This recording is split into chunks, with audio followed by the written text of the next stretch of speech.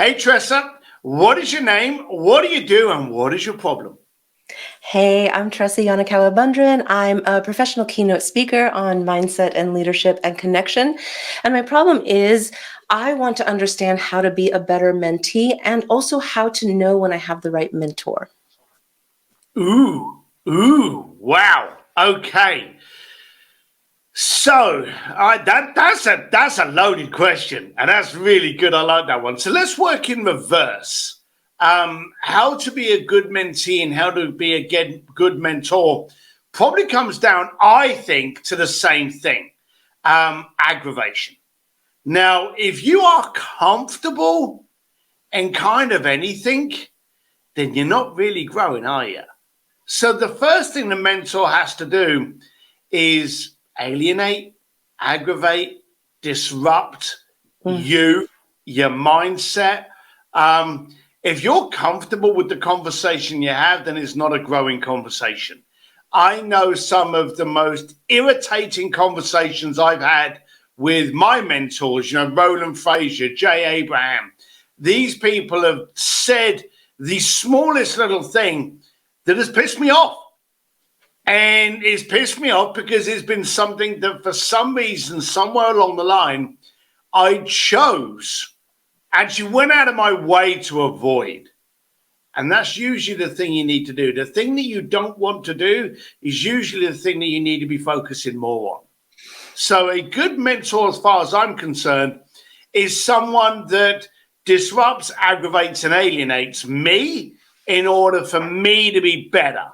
Now, secondly, for you to be a good mentee, you've got to be able to accept that. You've got to know that when you get a punch in the face, it's not because someone wanted to inflict violence on you, but they wanted to demonstrate that your guard was crap.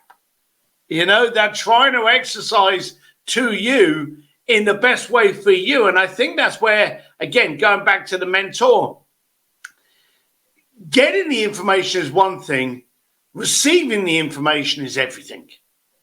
So if someone's alienating you to the point that it's just something you don't want to hear, then you're not being a good mentee. And at that moment in time, you're the problem. So you've got to find that beautiful even, as far as I'm concerned, that beautiful level on the seesaw when, okay, I'm getting this, it rubs, but I understand why. And it's a give and take. Quite often, you can have a fantastic mentor. You can have a fantastic coach. You can have a fantastic partner. But if you're not in the place to be able to receive it, then it won't be received. And 9 times out of 10, people will blame the mentor. And in that situation, it's a case of, well, I don't like the way they talk to me. I don't like the way they're always talking about this. When 9 times out of 10, the problem's you. Have you had that before? Definitely. I mean, I've had several mentors in my life and have sought that out, but it's gotten uncomfortable. But typically, I'll try anything once. But the problem for me has been consistency and in the goals being my goals, being able to meet my mentor where their goals are and where they see that I can go. And there's typically a place where either I get scared or it seems like the goals aren't aligned. And maybe that comes from the fear of doing something that I've been asked to do, or to look at something a different way. I'm a little bossy, maybe. Strong. I like to think of it as strong. I wouldn't say bossy. I would say strong. But I've got to admit, there's 2 words, and I'm certainly not a therapist, and you know me, so you know I would probably be the worst therapist on the planet. But there's 2 things that you've said that bother me. So here's the first one. Tressa, have you ever been on a diet? Yes. Did you lose weight by only having one healthy meal? No. No. So the statement of, well, I tried it once. Okay. We know full well that we get fitter, richer, smarter, thinner, and it's a reaction to the action we take, and that action has to be repetitive. So quite often learning what we need to do is one thing, putting it into action repetitively is where we get the reaction that we actually want. So again, and you mentioned two words. The first thing you mentioned was, well, I'll try anything once. Okay. Quite often you have to try it 2 or 3 times. Now, I'll be blunt with you. And I didn't name them and I never will name them. I've had coaches, I've had mentors, which I've had for 3, 4, 5 months. I think 5 months was my longest, and it was a bad fit. And at that point in time, repeating the advice that they gave me, actioning what they had told me, and I got to the point with, this isn't working because it's not, as you say, in line with my goals, in line with my beliefs. And quite often, there's a cultural divide. Okay, so I've had to stop it. Okay, the downside about that is I lose money. The good side about that is I learned what didn't work to be in order of a place where I can actually get involved in stuff that does. You don't know what you don't like to eat until you've tried it. And Right. that can often be the same with the coaches you take and the mentors you take. You may think, this is a brilliant mentor, and they may be a brilliant mentor, but not to you. Now, you mentioned a second word that bothered me about being scared. A coach is there to provide a safe space. A coach and a mentor is there to be able to go shoulder to shoulder with you. Now, everyone's got their own idea of mentoring, their own idea of coaching. It could be running through a 12-step program, whatever. But none of us are the same. We're all unique, weird kids from Hogwarts. We're all unicorns. We're all strange. And we all receive at a different cadence, tempo, and style. Right. A good mentor, a good coach is the one that recognizes that. Is the one that turns around and says, hey, Tressa, we're going to be running through this at your pace. We're going to be walking you through the water when you're comfortable, when you're ready. Now, aggravation, being uncomfortable, that's fine. But I don't mind being uncomfortable when the guy next to me is comfortable at what he's doing that makes me uncomfortable, that I can now be comfortable in him or her. So that scare, that fear, I want you to be aggravated. I want you to be put out. I want you to be disrupted. Okay, so you can actually grow from that moment. We all know that, if there's no pain, there's no gain. We try bad recipes to know what a good recipe is. We get bad muscle ache because we've been working out hard at the gym. All of that pain is for our benefit. But being frightened, I don't believe is. Because being scared creates a shutdown and creates a retreat. And any mentor you get into should make you uncomfortable, should make you nervous, trepidatious, all the other words I can't spell. But they should never make you scared. And I think that's maybe something that could be an identifier within picking a good mentor.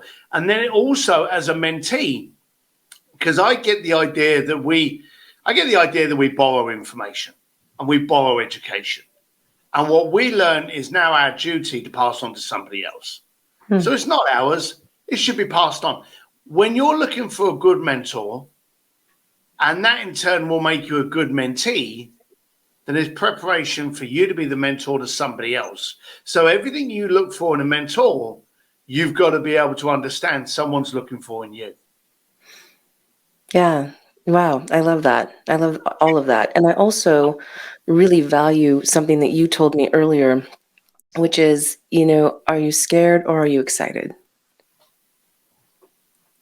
Right. And that defining that for myself and having that self-awareness has been so helpful, because a lot of what I've defined as, oh, that's scary, or I can't possibly put myself on the line like that, has really actually been, I'm really excited to do that. Yeah, and this scary world, we're going to, you can be nervous about things, okay? I spend a lot of my life, and you can ask Henry, you can ask Claire about this. I spend a lot of my life being nervous, okay? And that's a good thing, because when you're nervous, there's that kind of you can feel the hair on your feet, You're just alive. You're in that moment. You mentioned you're a keynote speaker. I always get nervous just before I go on stage. I will stop going on stage that second I stop being nervous. Now I know I'm competent. I know I'm capable. I know I'm about to deliver. But have you ever seen a boxer just sitting in the corner of the ring reading a newspaper? It just doesn't happen. You need that moment of just kind of, all right, here we go. Oh, my God. Yeah, everything's going to go well. I pray. But that's where the education and the repetition comes in, that it can. Okay, the muscle memory. I don't like being scared, but I love being nervous. Because the nervous is just a reframe of your excitement, that your body's not kind of sure what's going on now. Where are we going? Oh, but I'm ready. So I like to be nervous. I remember when, I'm on the racetrack, and there's the red light, and there's all the sound of all the engines, and there's like 40 other bikes around me, and I'm kind of like, oh my God, I'm nervous as hell. I've got to get out of this crowd quick. And then the lights go green. You can't hear the engines anymore, because you've been let go, and now you're in your moment. And so I don't like to be scared. I do like to be nervous. I do like to be disrupted. I do like to be alienated. And a friend of mine, Joe Polish, always used to say that it's aggravated oysters that make pearls. Maybe you want to take that and put it on a mouse pad if people use mouse pads anymore. But are you actually mentoring other people at the moment? I'm coaching other people. I don't know that I'm mentoring other people, but I am actively coaching, mostly executives in relationship. So yeah, in that way, it's a little different. And for me, finding a good mentor has been like, I have chased and paid for some very popular mentors. And when we find that those aren't the right people for us, I wanted those people to be the right people. And when I finally found the right person, everything clicked. Everything was that level of, I'm nervous, but I know I've got this because I've got this support. And so there's such a big difference between, and the reason that I wanted to talk about with you is that there's such a big difference between hiring someone who has a name who's probably really good at what they do, but isn't the right person for you, and actually finding the right person. There's my life has changed phenomenally in the past just several months having the right mentor. Whereas decades before, I was chasing like the flashing lights kind of thing, just and the person that I found is phenomenal and is well known also, but it's the right person. It's the right person, and I don't think a mentor has to be somebody who's in the top 10 or whatever of anything, but I do think that. Finding the right person who can get you into the right places, who can give you the direction that's gotten them where they've been, and is willing to share that is so important. And it's been hard to find. I think a good coach and a good mentor, first of all, has to see you, and they have to see what you're all about. The danger that happens when you're out there looking for a mentor and coach, and you just explained it, is that quite often you're paying your pain away. You're looking at these big names and you're like, well, okay, I'll throw money at you because then I won't have to endure this anymore. We know as coaches, as mentors, 99% of the problems are you. It's your fault. It's your attitude. It's your mindset. It's your aura. It's your energy. It's all the problems you. Yeah. And if a good coach or mentor can't see you to see where those problems are, then they can't bring them to the front. They can't work them through. They can't help you. And they get too fixated on the 12 step. And we've seen, let's be serious, we've seen an explosion of coaches over the last years, haven't we? Everyone's a bloody coach. You get a couple of good, comments on your Instagram post, and all of a sudden you think you're a freaking coach. It's really strange how something has suddenly propelled itself to where people thought, yep, I can coach someone. And that's ridiculous.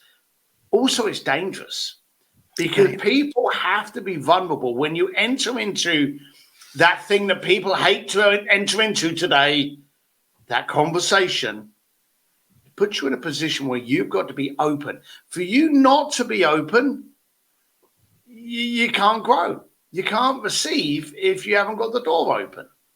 And so that's where the problem is. One of the things I liked what you said was about the coach or the mentor that you were having that really helped you supported. Again, it's that part about you need to be nervous. You need to be uncomfortable. You need to be a little bit like, oh my God, the doubt. But if you're leaning against someone that's a rock, you know that they're going to walk you through it. But if you're not going to be open and you're not going to see each other and you're not going to have that communication, then you're really not going to get anywhere. I'm sorry that you've spent money on bad coaches, but congratulations on becoming educated. And that was, you bought your degree in what you didn't want. Yeah, I think I was a bad mentee also. So, as you're talking about what makes a good mentee, I think I'm in that place to be open and be able to take the adventure of up-leveling significantly and quickly now. And I don't know that I was ready then. I wanted to do it my way, and I just wanted somebody to tell me that I was right. And so now I think I'm a better mentee. I hope you find me to be that, because you've been a phenomenal mentor, and you've pushed me beyond for sure, and made me do things that made me want to fall over or like deer in the headlights, but I knew I could do it because you told me I could do it. Or you told me to do it. You didn't tell me I could do it. You just told me to do it. So it's been an amazing journey. And because of that, everything has been so fast. Things have been coming so fast to me now, and I understand so much more about where I'm at and where I want to be and where I'm going. The problem also, again, being you, is that you're one of these strong, powerful female entrepreneurs. Okay? You think you can do everything. Blokes are just the same. Powerful male entrepreneurs. We think we can do everything. And that's usually where the problem is. Okay? The first time for us to realize how powerful we are is to realize what we're powerful or not. And then get those people to actually support us in getting that done. As an entrepreneur, probably the biggest exercise and growth cycles that we ever go through, growth sprouts, is when we start outsourcing some of the work that we shouldn't be doing. We can do it, but we shouldn't be touching it. That's the first time you realize you become stronger as many than you do as one. And we know this. We've got the book, we've got the t-shirt. Everyone that's great has a coach. There is no one out there that's not brilliant, not done something for the greatest singer, the greatest athlete, the greatest actor, the greatest, politician, whatever. Every single one of those has a coach. But as we grow, we become a little bit concerned. And I think most of the time it's because we don't want to actually reveal our laundry. And we don't want to, as an entrepreneur, actually open up and go, well, actually, I'm phenomenal at this. I'm pretty shit at that. The second that we realize that we can do that and we're in a comfortable place to be able to do it, our growth is just exponential. So I'm glad you've actually found that space. So let's help someone listening to this. Yeah. What would you say was the 3 mistakes you made? And I'm actually going to help you out by giving you the first one. You actually said that you were a bad mentee because you held on too tight and you weren't willing to receive. What other 2 mistakes did you think you made? I was chasing clout and not connection. Was another one, and another. Yeah, I was chasing. I wanted to be in the sphere that the person was in. I didn't actually want to do the work to get there. Right. Yeah. So I was trying to buy my way, and the other thing I think is that I didn't take the time to understand what I needed to do to listen well. So until I became an active listener, I just wanted to hear what I wanted to hear. So I was incorrigible. You were looking for solution by proximity. Totally. Without actually not doing the work. Yeah, right. And because I've done decades of work now shouldn't I be able to do this too? But it doesn't work like that. And thank goodness, because this way is so much more fun. And one of the things that I wanted to ask you is, before you would agree to work with me, you said, listen, I might not want to work with you. So we need to have a conversation first. You can't just throw your money at me and have it be a done deal. So you really made me show up on the line to decide whether or not you even were going to take me on. And that was something different for me too. Tell me why you do that. I think it's pride, standards, and embarrassment. I can't teach you to become a better basketball player. I can't teach you how to play the piano.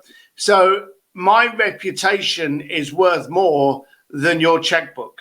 And the problem is, if you don't hold your standards high to you, then you're going to end up getting deals, which is actually going to damage it.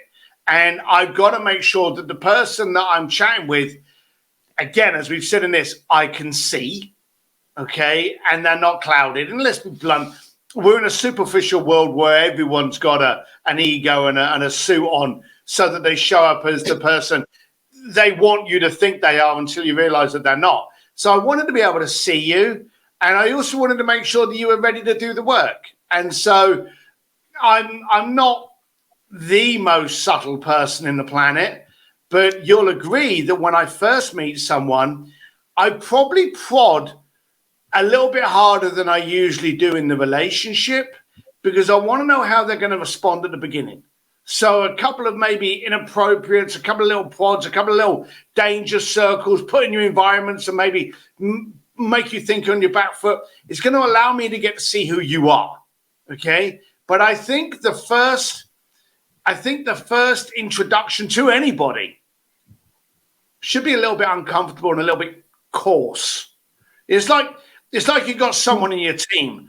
Everything's going well until it doesn't go. And then when it doesn't go well, that's when you get to see the color of that person. That's when you get to see their stripes. How do they respond when the shit's going south?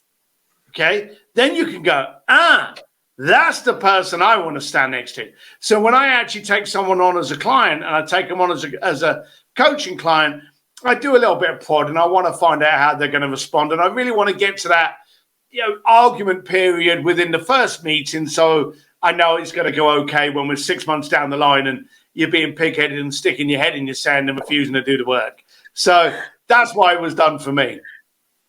Brilliant. But I'm glad you got on board. I'm glad you showed up. I'm glad you brought this question to this YouTube training, because there's a lot of people out there that are hitting a ceiling now.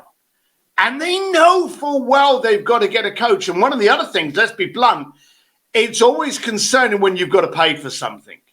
And the downside with coaching is it's not like picking up like a bag of sweets or some carrots. We don't know what's under the hood. When someone says, I want to get coached, great. I don't know what's in there. I don't know what baggage you're carrying. I don't know where you're going. So it's a real kind of like suck it and see. Let's get in there. And at that moment in time, you've got to jump into that pool with both feet, not knowing, where the top of the water is and where the bottom of the pool is. And it's a very, very unnerving area to actually be in.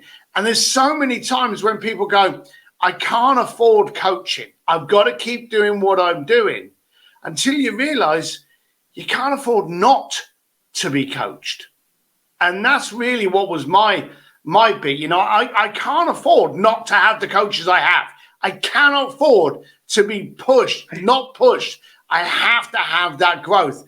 Otherwise, I end up staying still stagnant, stink and die. And I don't want that. That's exactly what happened to me. I've been stagnant for way too long, and you've been amazing. So I highly recommend you as a mentor for anyone you'll agree to work with. Thank you. And I'm very pleased that you actually brought this up as a subject, because a lot of people out there are on that horrible little rocking horse at the moment of, do I go forward? Do I go back?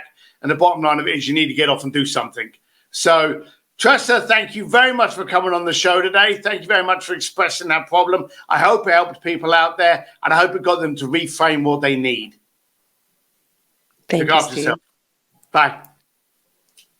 Hey, this is Steve Sims, and I hope you liked that episode of Being Coached by Steve Sims. Subscribe over here, watch some other cool videos over here, or for your chance to be coached by me for the YouTube series, join here at simsdistillery.com.